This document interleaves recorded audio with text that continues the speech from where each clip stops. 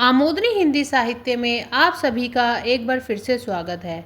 आज हम आपसे अपनी इस यूजीसी नेट जेआरएफ की कक्षा में चर्चा करेंगे हिंदी साहित्य के नेट पाठ्यक्रम में वर्णित उपन्यास झूठा सच, जो यशपाल द्वारा रचित है। इससे पहले गोदान, शेखर एक जीवनी, परीक्षा गुरु और देवरानी जिठानी की कहानी उपन्यासों की चर्चा करने के बाद आज हम अपनी इस कक्षा को आगे बढ़ाते हैं। अपने नेट पाठ्यक्रम की ओर बढ़ते हुए चर्चा कर रहे हैं झूठा सच पे। ये क्या है? 17 अध्यायों में विभक्त एक उपन्यास है, विभाजन की त्रासदी पर आधारित है और क्या है, एक राजनीतिक उपन्यास है। देखिए, अक्सर पूछा जाता है यथार्थवादी सामाजिक उपन्यास है या यथार्थवादी राजनीतिक उपन्यास है। तो देखिए, सामाजिक उपन्यास इसको हम कह सकते हैं, किंतु अगर सही मायनों में देखा जाए तो क्या है, ये एक राजनीतिक उपन्यास है जो यथार्थ पर आधारित है, जिसकी कथा क्या है, सच पर आधारित है, विभाजन की त्रासदी पर आधारित है। जब देश विभाजन हुए थे, देश का बंटवारा हुआ था लालच के बल पर, तब की ये उपन्यास है जिसको किसने, यशपाल ने लिखा है। तो देखिए, यथार्थ परिवेश पर लिखित कथा है, 2 भागों में विभक्त है, वतन और देश, देश का भविष्य। वतन और देश में विभाजन से, जब विभाजन हुआ उस समय और उससे पहले की कथा है। देश का भविष्य में जब देश विभाजित हो गया और स्वतंत्र हो गया, उसके बाद की चर्चा की गई है कि किस किस समस्याओं से या किन किन समस्याओं से जनता जूझ रही है। पात्र है इसमें, तारा है, जयदेवपुरी है, गिल, कनक है, डॉक्टर नाथ है, सूद जी है, सोमराज है, रावत है, इसाक है, असद है, प्रधानमंत्री है। सभी पात्र कैसे हैं? काल्पनिक पात्र है। देखिए, उपन्यास की जो कथा है वह तो यथार्थ पर आधारित है, किंतु यशपाल ने जितने भी पात्र लिए हैं सब काल्पनिक लिए हैं। इस उपन्यास में किसी भी रियल जो जिंदगी है उससे जुड़े हुए पात्र का वर्णन नहीं किया गया है। आप एक बार उपन्यास को पढ़िए। जब आप उपन्यास को पढ़ेंगे तो देखेंगे कितनी मार्मिक कथा है।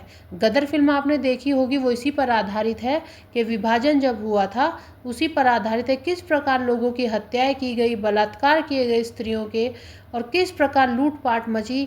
पूरा उपन्यास जब आप पढ़ेंगे तब आपको पता चलेगा कि क्या उस समय व्यथा थी लोगों के मन की, किस प्रकार देश में असंप्रदायिकता और सांप्रदायिकता का माहौल फैला हुआ था। कुछ पंक्तियाँ हमने अन्य जो लेखक हैं उनकी भी जो उपन्यास से संबंधित है आपके सामने हम प्रस्तुत कर रहे हैं। देखिए, स्वयं यशपाल के शब्दों में, सच को कल्पना से रंग कर उसी जन समुदाय को सौंप रहा हूँ जो सदा झूठ से ठगा जाकर भी सच के लिए अपनी निष्ठा और उसकी ओर बढ़ने का साहस नहीं छोड़ता। देखिए क्या पंक्ति है। ये उपन्यास के लिए कहते हैं, स्वयं यशपाल कहते हैं कि सच को कल्पना से रंग कर, क्या है, जो सच है उसको क्या कर रहे हैं, यहाँ पे कल्पना से रंग दिया है और उसी समुदाय के सामने पेश कर रहे हैं जो क्या है, सदैव झूठ को भी सच समझकर ठगे जाते हैं और फिर भी उनकी क्या है, निष्ठा नहीं टूटती, ईमान नहीं टूटता कि कभी तो अच्छे दिन उनके आएंगे। ये यहाँ पर यह कहना चाहते हैं। देखिए, डॉक्टर रामचंद्र तिवारी के अनुसार इनकी एक बुक है, उनमें इन्होंने पंक्ति दी है। हाँ, आप चाहे तो हम आपको बुक बता सकते हैं, आप कमेंट बॉक्स में हमसे पूछ सकते हैं। देखिए, डॉक्टर रामचंद्र तिवारी के अनुसार 1942 ईस्वी से लेकर 1952 ईस्वी तक के भारत के राजनीतिक सामाजिक जीवन का यथार्थवादी चित्रण किया गया है। 1942 आप जानते हैं, 1947 में देश का विभाजन हुआ था।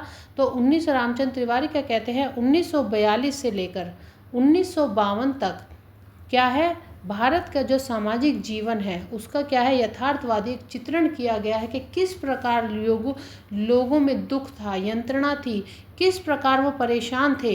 इस सब का वर्णन यशपाल ने उपन्यास के माध्यम से किया है। उस समय का जो चित्रण है, जब उपन्यास पढ़ते हैं तो एक दृश्य के रूप में कथा पढ़ते पढ़ते हमारे सामने उपस्थित हो जाता है। गदर मूवी है, अगर आपने देखी हो तो वो इसी उपन्यास पर आधारित है। अब देखिए, बच्चन सिंह के अनुसार यशपाल ने इस उपन्यास में खंडित देश के गहरे घावों को पूरे विस्तार से चित्रण किया है। क्या है कि यशपाल ने इस उपन्यास में खंडित देश के गहरे घावों का पूरे विस्तार से चित्रण किया है कि देश जब विभाजित हो गया, खंडित हो गया, उस समय जो घाव थे उनका जो विस्तार है वो इस उपन्यास में किया गया है यशपाल के द्वारा। उपन्यास की कथा बहुत ही मार्मिक है, 2 भागों में विभक्त है। उपन्यास में कई ऐसे पात्र हैं, आप देखेंगे कि हर समय हिंदू मुस्लिम की जो लड़ाई है वो पूरे उपन्यास में चलती रहती है। कहीं से बम फेंके जा रहे हैं, कहीं से गोले फेंके जा रहे हैं। जो माताएं बहनें हैं उनकी इज्जत को लूटा जा रहा है। मुसलमान हिंदुओं की बहनों की इज्जत को लूटते हैं, हिंदू मुसलमान की बहनों की इज्जत को लूटते हैं। देखिए, कसर किसी भी तरफ से नहीं छूटी थी। अब आगे आप देखिए कि क्या है कि झूठा सच उपन्यास को राजनीतिक उपन्यास कहे जाने के कारण है। देखिए, किसी भी उपन्यास को, चाहे वो आंचलिक उपन्यास है, चाहे वो राजनीतिक उपन्यास है, सामाजिक उपन्यास है, मनोविश्लेषणवादी उपन्यास है, इसके पीछे कारण क्या है। देखिए, अब शेखर एक जीवनी उपन्यास है, उसको मनोविश्लेषणवादी उपन्यास कहा जाता है, किंतु इसके पीछे क्या है, एक प्रमाण होना चाहिए कि मनोविश्लेषणवादी उपन्यास कहा जा रहा है तो क्यों कहा जा रहा है। तो उसमें कुछ ऐसे तत्व होंगे या कुछ ऐसे प्रमाण होंगे जो आपके सामने प्रस्तुत किए जाए तो आप समझ सकते हैं। उसी प्रकार अब झूठा सच उपन्यास जो है हम आपको बता रहे हैं। तो इस उपन्यास को अगर राजनीतिक उपन्यास या यथार्थवादी या सामाजिक उपन्यास भी कहा जाए तो क्यों कहा जाए, उसके कारण क्या है। देखिए, राजनीतिक उपन्यास कहना सबसे बेहतर होगा इस उपन्यास के लिए, क्योंकि सामाजिक उपन्यास में जो चर्चा की जाती है वो समाज की उस प्रकार चर्चा की जाती है जो समाज में समस्याएं होती हैं। राजनीतिक उपन्यास इसे कहा जाना इसलिए ज़रूरी है क्योंकि जो उपन्यास है उसमें राजनीतिकीकरण ही था, जिस कारण क्या हुआ, देश का विभाजन हुआ था। मुस्लिम लीग और जो हमारे ये ब्रिटिशर्स उस समय यहाँ पे थे, उनको भगाने के लिए जो नारे लगाए जा रहे थे, हमारे भारत के स्वयं के जो भारत के लोग थे वो भी विभाजन चाहते थे, कुछ नहीं चाहते थे। इस कारण क्या है, एक राजनीतिक पुट इस उपन्यास में देखा जाता है। इसको सामाजिक उपन्यास से भी जोड़ सकते हैं, किंतु जो राजनीतिक उपन्यास है उससे जोड़ा जाना ज़्यादा हमारे लिए क्या होगा, महत्वपूर्ण होगा। तो देखिए, झूठा सच उपन्यास को राजनीतिक उपन्यास कहे जाने के कारण, सांप्रदायिकता की भावना के कारण देश का विभाजन, उस समय भी समाज में यही चल रहा था, सांप्रदायिकता। सांप्रदायिकता क्या होती है, जब धर्म के आधार पर कोई भी भेदभाव या किसी को ऊंचा या नीचा माना जाता है उसे सांप्रदायिकता की भावना कहा जाता है।